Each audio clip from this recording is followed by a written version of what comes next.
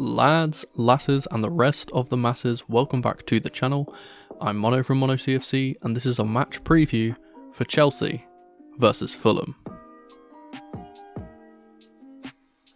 This is the series on the channel where I preview every match of this season, laying out my expectations, lineups and more. Welcome back to the lead-in. Our third game in pre-season sees Chelsea travelling to Landover, Maryland to take on our very close neighbours Fulham at the FedEx Field in our final game of the Premier League Summer Series. As usual, I'm going to be going through the lineups that I believe will play, including personnel and some tactics. So without further ado, let's look at our opponents for this match. Fulham have finally steadied themselves in the league, going from a team that would yo-yo in and out of the top flight to a well-established mid-table Premier League club. They've been playing some decent football in recent times, earning a very respectable 52 points in the league and getting into the top 10. Last season they beat us 2-1 in January and then drew with us 0-0 very soon after in February in two very memorable games, as they were both weirdly debuts for Joao Felix when he got sent off and Enzo Fernandez respectively. Here's a personal anecdote for you. I very much remember the first game in particular because I was trying to watch it on my hotel room's crummy Wi-Fi near Heathrow as I was picking my other half up from the airport, and I specifically remember ex-Blue Willian tearing us apart in both games. They did so well in the league last year, mainly because for the first time ever Mitrovic decided that he was going to continue his stellar championship form into the Premier League, and the acquisition of a few really good bits of transfer business such as Joao Palhinha, Andreas Pereira, Issa Diop and Bernd Leno. They have had an up and down pre-season so far, with injuries and some transfer business impacting the squad as a whole, beating Brentford 3-2 before losing to Aston Villa 2-0 in admittedly a game which they mostly dominated. They will be looking to bounce back against us and prevent us from winning this whole pre-season competition, so how will they plan on trying to achieve that? Let's look at the team. Fulham, managed by the Portuguese Marco Silva, have only played those two aforementioned games so far in pre-season, and they've stuck to the same core formation in both, the 4-2-3-1. It looks as if the two teams will be matching up in terms of setups, so this will be a good tactical battle during the match. They've done a few bits of transfer activity this summer and do have some core absentees, so I doubt this will be anywhere near their strongest 11, but I'm still going to try and figure out how they'll line up. First up, in goal is the easiest part of this Fulham team to pick. This is going to be their number one, Bernd Leno.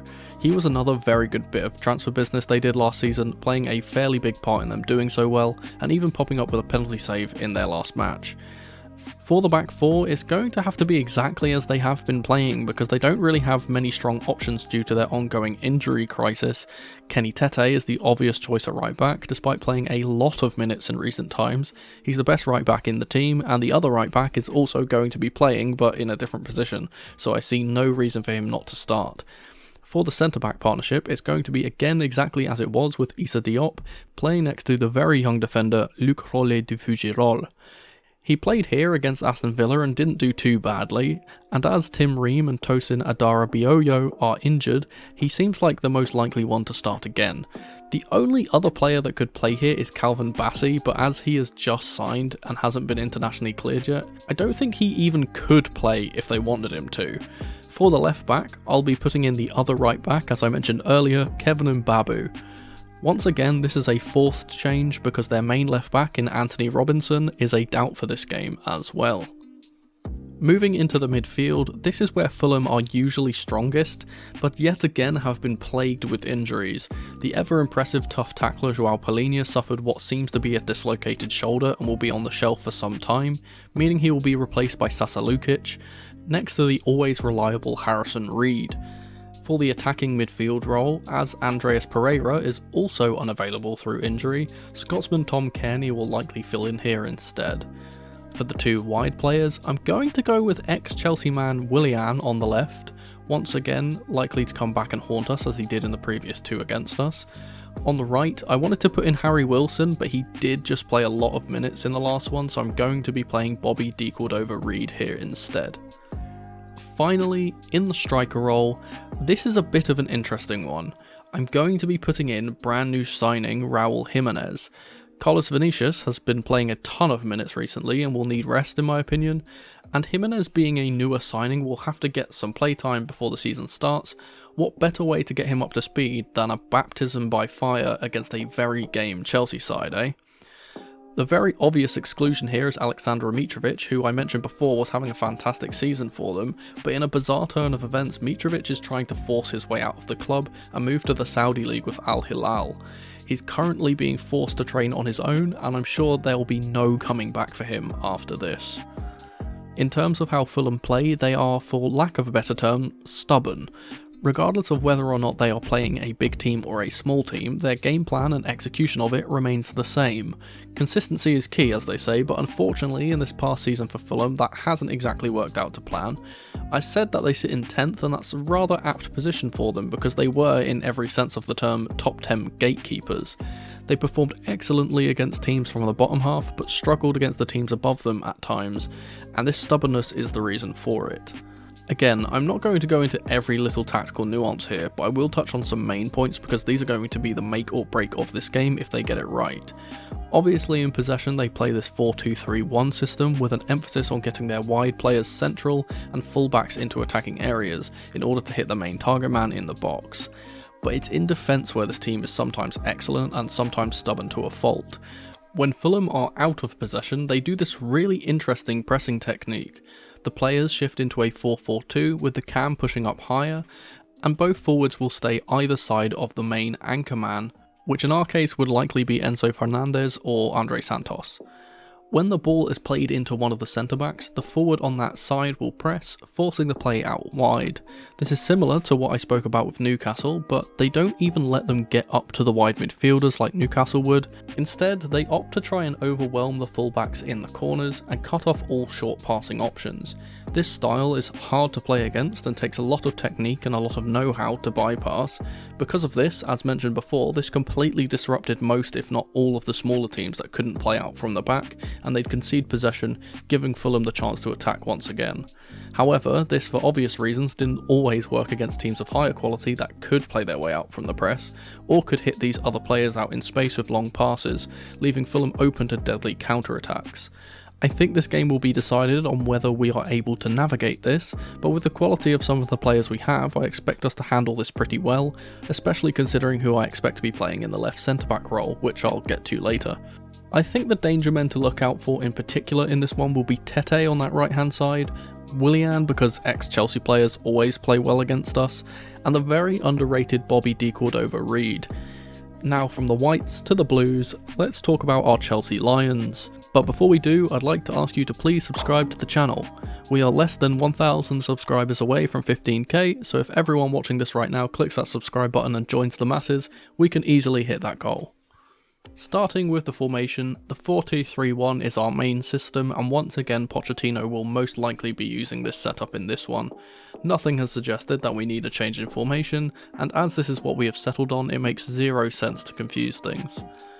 As has been the case with most of these previews, I will be putting us into one starting 11, but expect major changes at half time. So first up, in goal, I'm going to be putting in, reluctantly, Kepa Arrizabalaga.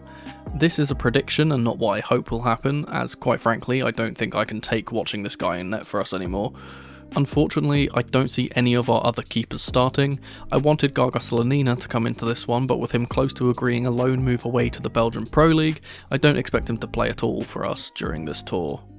For the back four, this will be a very strong one once again. We need to manage Reece James because of his extensive injury history, so I'll be rotating him out for the first half in this one and putting in Malo Gusto instead. I think Gusto has been seriously good for us during pre-season and one of the unsung heroes in the team so far, so let's hope that great form continues into this one. For the centre-backs, it's going to go back to a strong pairing with Thiago Silva lining up to the left centre-back that I mentioned earlier, Levi Colwill. I think Levi's long cross-field passes will be the key for us counteracting that odd pressing style that Fulham have, and will bring us great success. On the left is going to be Ben Chilwell. I'm on the fence with this one because I genuinely see the possibility of Lewis Hall playing here as he hasn't played many minutes, but I think Poch has identified him more as a midfielder, which is his actual position, let's be clear, so I've opted for Chilwell instead. After his mistake for the goal last time out, I think Cucurella will be rested, and I think Ben will provide us some goal threat in the attacking third, similar to how he did in the last game. He would have scored if Nick Pope wasn't world class, let's be honest. For the midfield, I think it is finally time we see that pivot we've wanted to see this entire tour. Enzo Fernandez, playing alongside fellow South American Andres Santos. I think this is genuinely our best midfield pairing at the moment, with Santos being strong defensively and Enzo being given more license to roam and play forward. They can and will interchange into the 5 position, and passes into them on the turn will be very important if we can bypass the pressure from the 2 Fulham forwards. For the man ahead of them, this is pretty obvious, it's going to be Christopher Nkunku. I think he still needs to get to grips with playing in this position, as he likes to get very high and play as a second striker, but he linked up decently well with our other players around him when he played here last game, and I expect him to retain his place. I think this game will be a much easier one for him, and reckon he gets at least 1 goal involvement in this one. For the wide midfielders, there will probably be changes from last game. Noni Madueke has recovered from his knock and I expect to see him play in some capacity in this game. Whether this is from the bench or not is another story, but I'd like to see him be given a start on the right. The only reason I doubt he does start is because the person I'm starting on the left is once again Ian Maatsen, and I don't think Poch has played 2 players with the same footedness at the same time other than against Wrexham, so I feel like one of these 2 will be benched for Mudryk or less excitingly Sterling, so we have one of each on either side. Maatsen has really impressed in pre-season and has started every game, so I expect that trend to continue, but knowing my luck, now that I finally put him in at the start, he probably won't. Finally, up top in the striker role is, everybody say it with me, Nico Jackson. Very good. Yep, Nico Jackson is starting this one too. He's our best striker, he's our best player in general on current form, and I'd be exceptionally surprised if he doesn't bag another goal or 2 in this one. He's the first name on the team sheet for me, and with genuinely 0 competition for this starting spot, I can't imagine a world where he doesn't continue playing here from the beginning. I expect to see him doing what he does best and causing serious issues for the backline of Fulham, and doing so with a smile on his face. Now, as for how we will play, I think we are going to have to be very disciplined, but before I talk about that, it's time for the comments of the day. I got a lot of good responses last time out as always, so here are just a few of the comments from the last question of the day. Thank you guys so much for the support as ever, it really means a lot. But now, for today's question of the day, how many goals do you think we will score in this one, and by who? Alright, so how will we play? Once more, I have spoken at length on the specifics of Poch's 4-2-3-1 in my deep dive video, which as ever will be linked in the top right corner, and in the description for those of you on mobile. But I think we will have to be slightly more cautious and considerate in this one. One mistake playing out from the back would be costly against this Fulham team, and we'll have to show our quality on the ball. We will have to be ready to counter-attack with Jackson, Madueke, Maatsen and Nkunku latching onto long passes from either Levi Colwill, Thiago Silva or Enzo Fernandez. Transitions will be key in this one, along with runs in behind like last game, and making sure we don't get caught on the counter too will be vitally important, as Fulham have a lot of pace going forward. I think we will have to be defensively astute, with our fullbacks judging when to go forward versus when to sit back perfectly, and our centre-backs ready to defend balls into the box. I hope that we can keep a clean sheet in this one and carry some confidence and momentum into the game against Dortmund that is coming up next, but I don't have the greatest confidence that we will. Despite my caution, I don't think that this game will be close. I think our quality will shine through here and we will pretty easily dispatch Fulham, and I hope we do too, because we need a lot of goals to catch Aston Villa's goal difference in the table if they win their game, in order to top the competition. As always, I'll be live tweeting my reactions to the game during each and every match over on Twitter. Nope, still not going to call it X. So if you don't follow me over there yet, make sure you do so you don't miss that. For a score prediction, I'm going to be bold and say 4-1 Chelsea. I think we are a scary offensive team now with Jackson leading the line, and most of Fulham's defenders are either not first choice, have played a lot of minutes, or both. I think injuries to key players will make this game easier than it otherwise would be, and unless Leno continues his great form and shuts us out, I can't see Fulham not conceding a lot of goals. Offensively, however, we know that they are strong and I do expect us to concede, but not as much as one might expect with our strong centre-back partnership being back for this one. I'm going to say that our goals will come from Jackson with a brace, Maatsen, and as a rogue shout, Ben Chilwell from the left. For Fulham, I reckon Tom Kearney has got something up his sleeve for us, though I wouldn't be shocked in the slightest if Willian scored against us once again. But that was just my lead-in match preview for Chelsea versus Fulham. Thank you ever so much for watching. Let me know your thoughts on these possible lineups in the comment section below, and if you'd be so kind, subscribe to the channel and leave the video a like if you enjoyed. Don't forget to tap the notification bell so you never miss a video from me, or check out some of the other videos on the channel on screen right now. I've been Mono from Mono CFC, and remember, in the rain or in the dry, keep that blue flag flying high. Come on, you Blues.